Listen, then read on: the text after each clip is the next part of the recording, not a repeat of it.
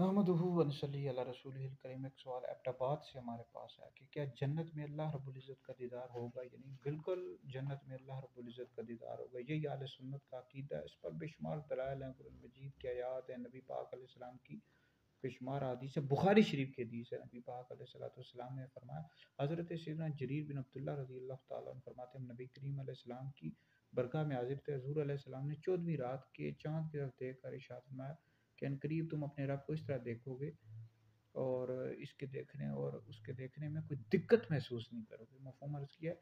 تو جنت میں اللہ رب العزت کا دیدار ہوگا، مومنوں کو، مومن مردوں کو بھی اور مومن عورتوں کو بھی، اگرچہ عورتوں کے والے سے اختلاف ہے لیکن حق یہ ہے کہ عورتوں کو بھی جنت میں اللہ رب العزت کا دیدار ہوگا۔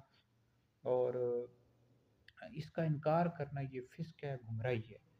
تو بہرحال جنت میں اللہ رب العزت کا دیدار ہوگا، اور مومن مرد ہوں یا عورتیں اپنے سر کی آنکھوں سے اللہ رب العزت کا دیدار کریں گے اور اس پر بے شمار دلائل موجود ہیں۔ یہی اہل سنت و جماعت کا عقیدہ ہے۔